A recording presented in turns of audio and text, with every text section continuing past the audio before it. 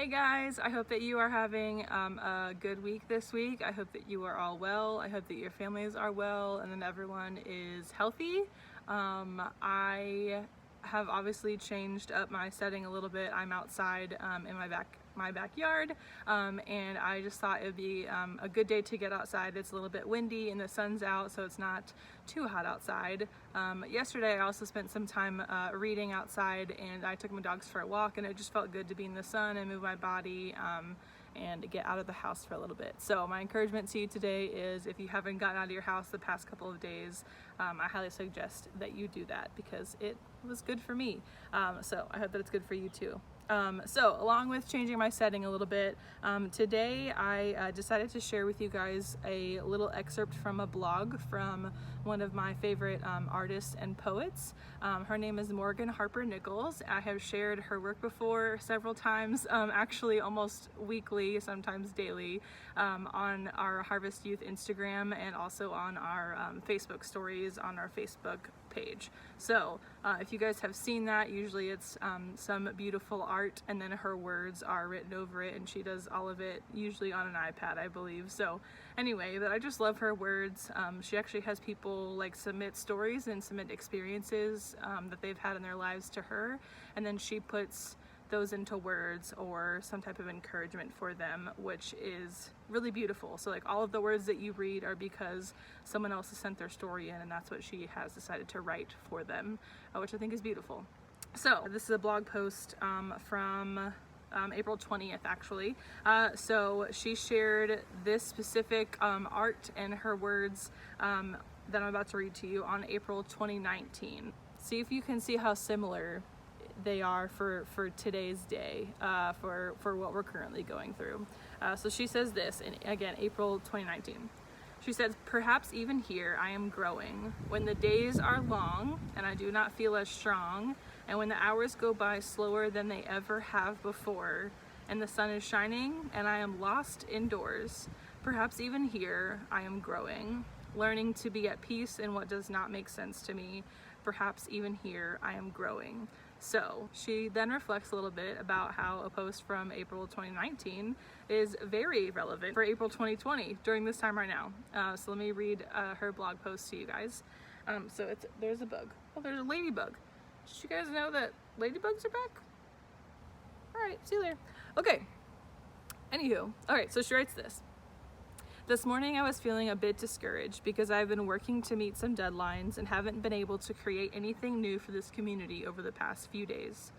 I ended up looking back to some posts from a year ago, and it reminded me there will be some days we dive in, try something new, create something new, and then there will be days where we slow down and process what we've been through. There will be some days where we just sit doing small, faithful things, and it's okay if we aren't bursting with new books to write or songs to sing. Maybe there is grace in the silence. Perhaps there is hope growth in the stillness." As I wrote those words, "lost indoors," back then, I didn't know that it would meet me here today.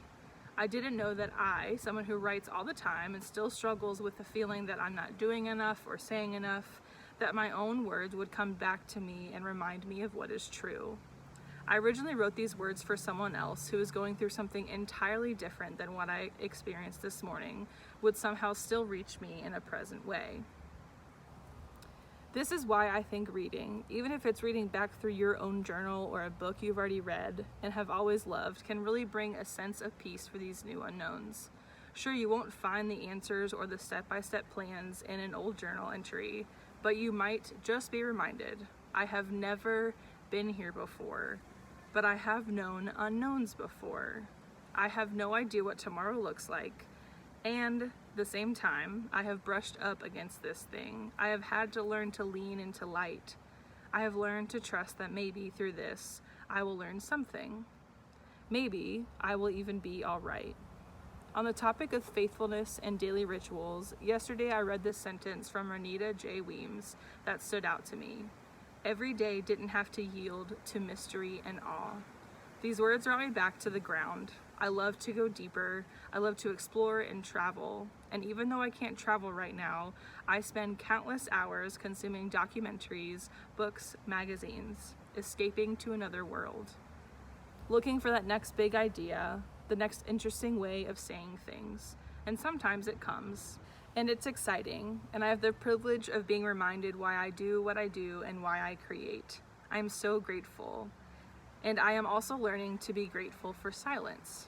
I am learning daily that I don't always have to have the clever thing to say or interesting art to make in order for this day, this life to have mattered. So here's to looking around indoors. Here's to going inward, even though my anxious thoughts send me outward over hills far away. May today be the day I learned to be here on the ground. May today be the day I learned to just be here, even if nothing comes up, even if nothing exciting happens. Perhaps faithfulness still matters. Perhaps grace will meet me here, no matter what I feel like I am leaving behind. No matter what I feel. Sincerely, Morgan Harper Nichols. I love that, and I hope that that was an encouragement to you guys, as it was to me.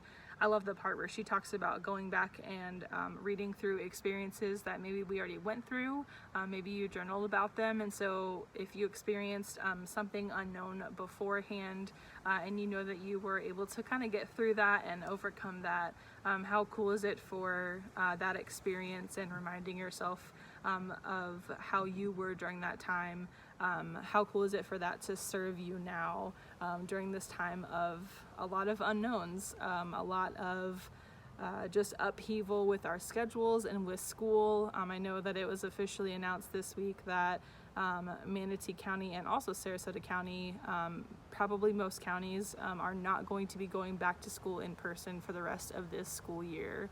And I know that that is really sad for a lot of you because you might be going to a different school next year. I think about like our 5th graders, our 8th graders, our 12th graders, and also college seniors as well. Obviously 5th grade and college seniors aren't as relatable to the youth group, but maybe you guys know people or have siblings or family members who are graduating from college or in 5th grade. And then for those of you who are in 8th grade and 12th grade, just 8th graders, you guys are probably, not going to see some of the same people again next year in school, and obviously you can still connect with them and see them eventually, right? But it's just going to be different because you didn't get to have that closure with your 8th grade year. And for our seniors, we are thinking about you guys a lot during this time with graduation plans getting postponed or canceled. Just a lot of things that are unknown, a lot of things that don't get to happen this year. And so just know that we are feeling that, not exactly with you because we're not in your shoes, but we are just so sorry that you don't get to have the last part of your school year. That's for everybody. I know a lot of you just obviously love your friends. Some of you really love school. I know you guys like your teachers for the most part, but we're just so sad that you guys don't get to have the rest of the school year together in person. So I hope today was an encouragement for you. Like I said at the beginning, get outside if you haven't been outside in the past couple of days. Vitamin D is good for you. The sun is good for you. Fresh air is good for you. And maybe you can find joy and see a way that God is trying to reveal God's self to you during these days. So we hope that your families are well and healthy. And I hope that overall you are able to find grace in the silence, like Morgan says. Love you guys. I hope to see you very soon, and I'll see you on Sunday at 1 p.m. for our Zoom call. Love you guys. Bye.